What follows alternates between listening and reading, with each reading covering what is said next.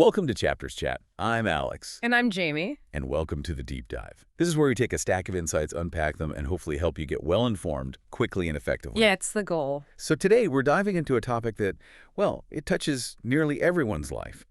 Relationships. Absolutely. We're actually revisiting a really classic framework today.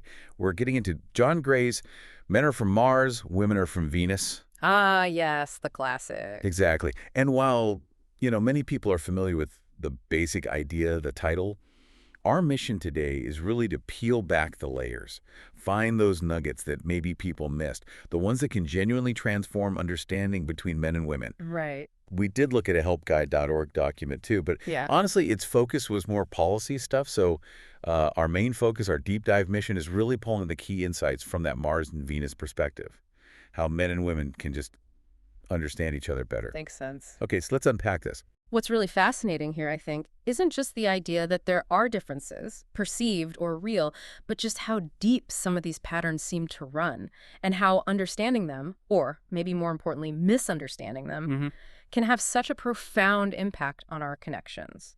The book really positions itself as a definitive guide, doesn't it? Yeah, it tries For understanding how, healthy men and women operate differently. The aim is improving relations, boosting self-esteem, inspiring trust, cooperation, love, all that good stuff. Right. It's really about shining a light on patterns that, let's be honest, we all experience but maybe don't fully get, which leads to unnecessary frustration, Totally. And that's a great point. It sounds like this may be a catchy metaphor, Mars and Venus. But the real insight isn't just we're different.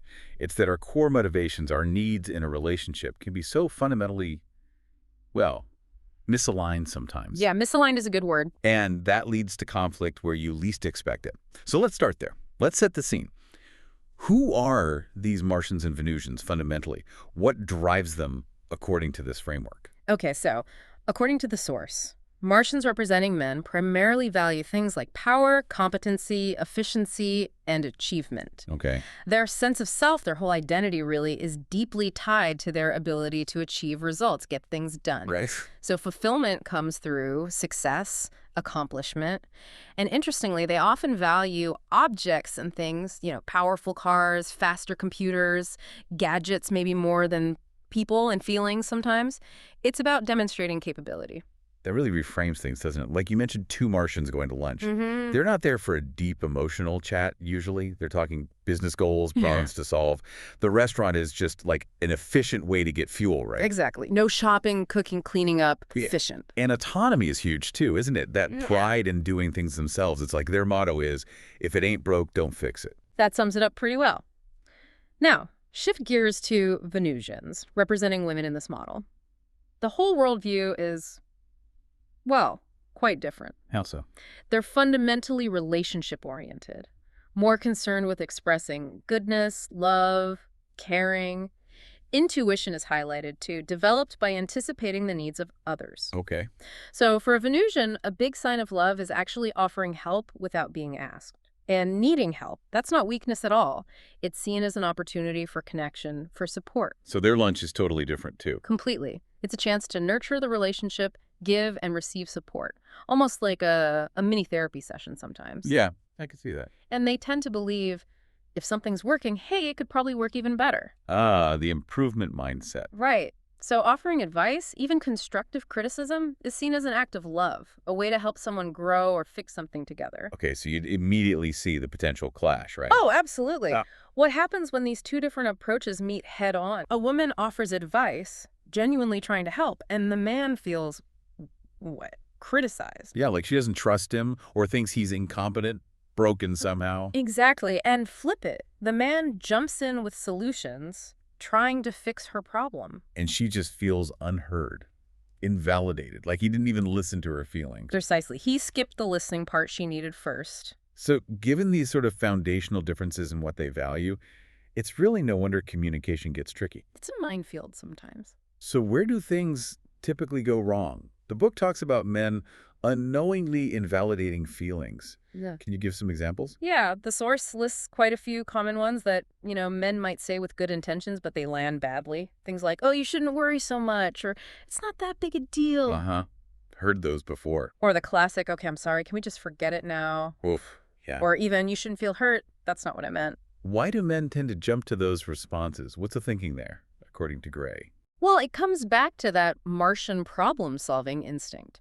They try to explain away the upset feelings or offer a quick fix because, in their world, that's helpful. Right, fix the problem. Exactly.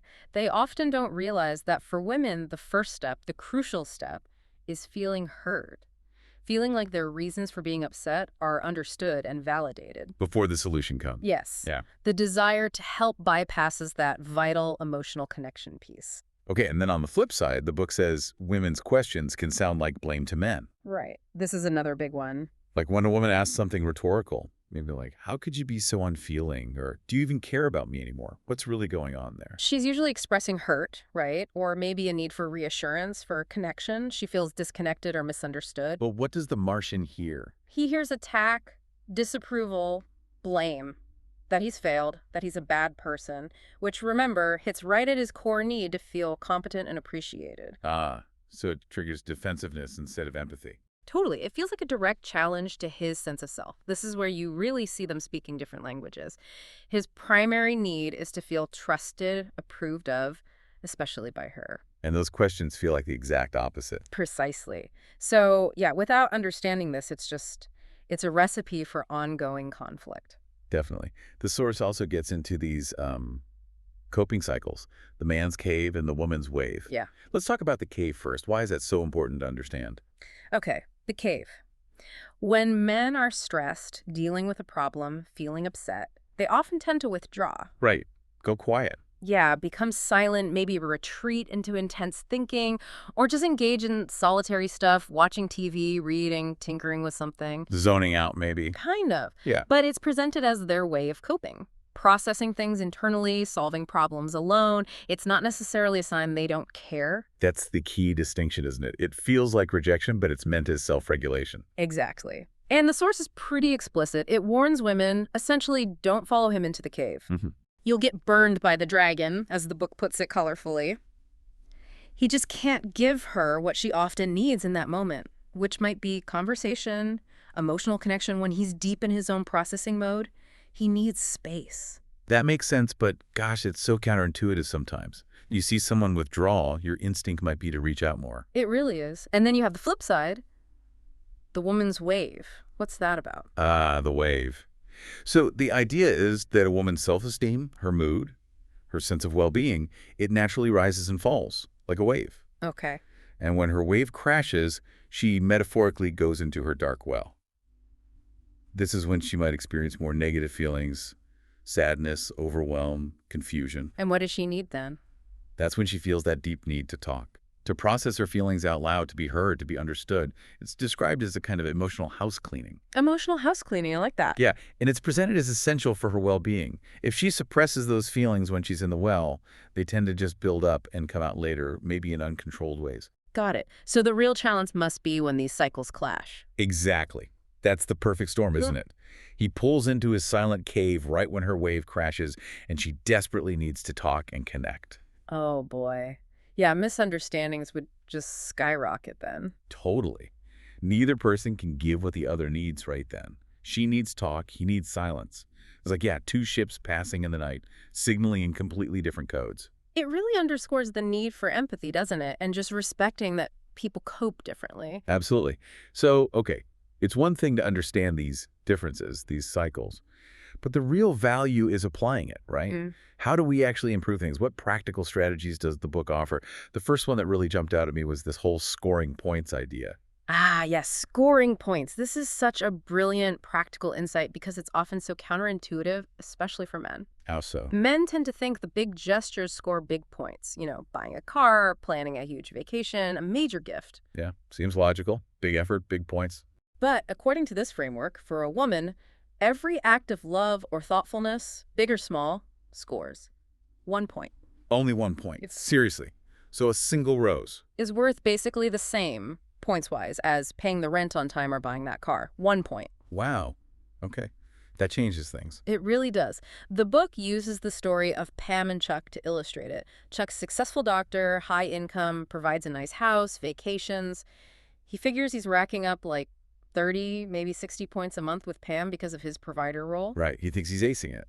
but he can't understand why she seems discontent, maybe resentful. So from Pam's perspective, that big paycheck, all that providing, that's just 1 point each month, regardless of the amount. Exactly. Meanwhile, her daily efforts managing the house, the kids, all the little things feel like dozens of points to her. So there's this huge mismatch in perceived effort and appreciation. She feels unloved, he feels unappreciated. That's the core of it, the fundamental misunderstanding of the scoring system.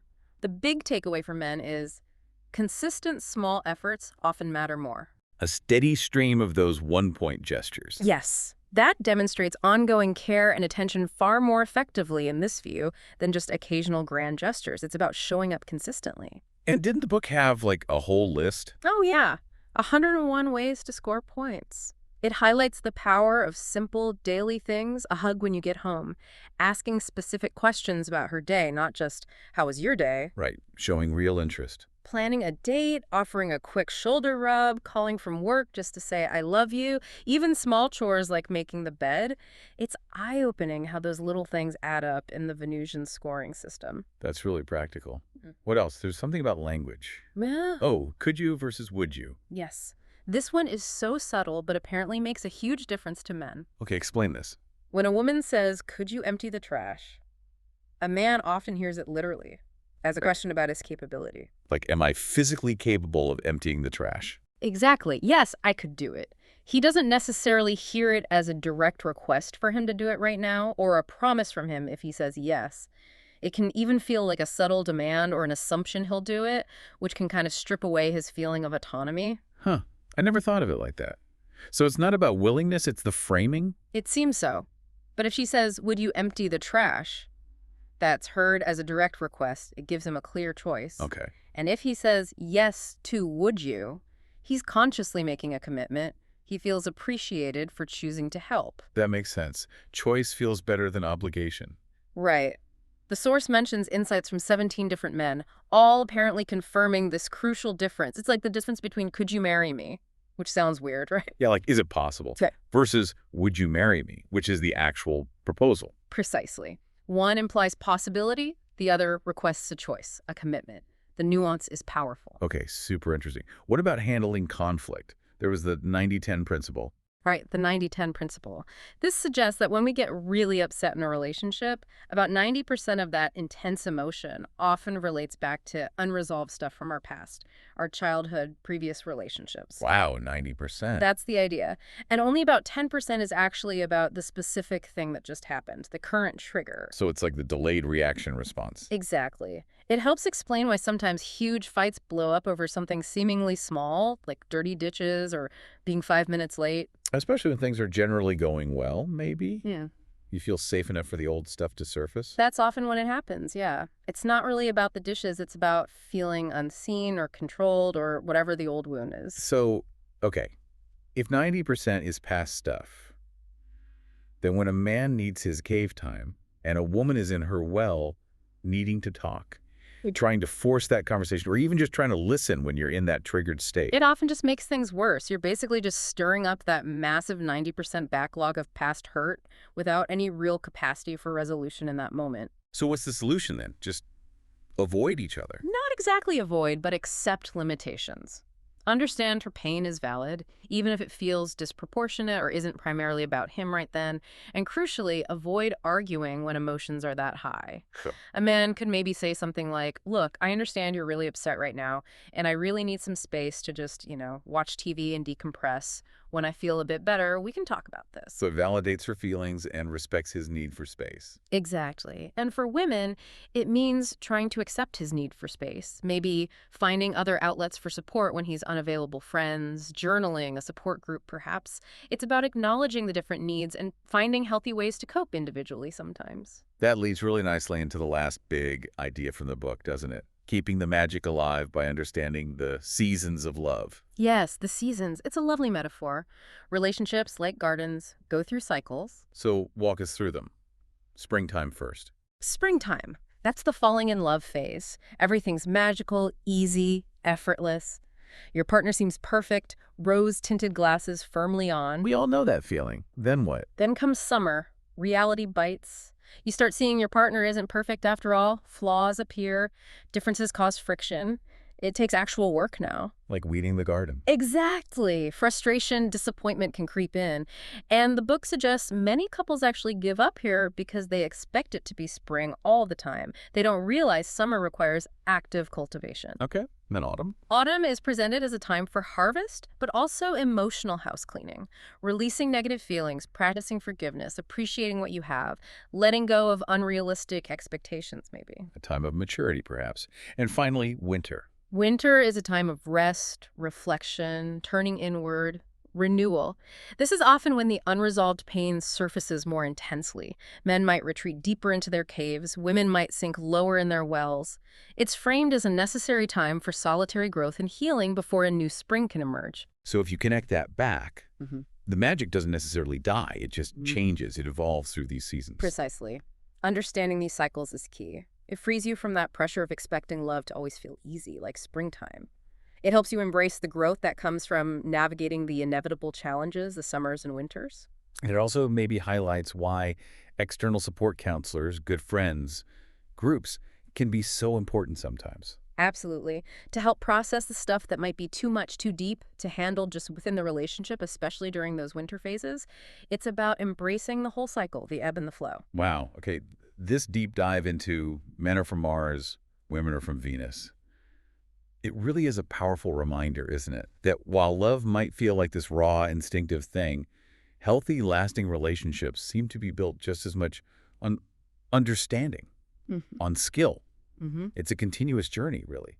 Learning, adapting to each other's different ways of being, rather than just expecting our partners to think and feel exactly like we do. And that brings up a really interesting final thought, doesn't it? If understanding these, let's call them fundamental differences, is so crucial for romantic relationships, how might consciously trying to use some of these communication strategies change our interactions elsewhere? Oh, interesting, like outside of romance. Yeah.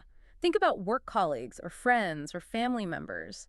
How could recognizing these potential Martian-Venusian patterns, the different ways people handle stress or communicate needs or show appreciation, lead to maybe deeper empathy, fewer misunderstandings across the board? That's a great question to ponder, taking these insights beyond just the couple dynamic. Exactly. How might that change things? Definitely something for you, our listeners, to think about. What really stood out to you in this deep dive today?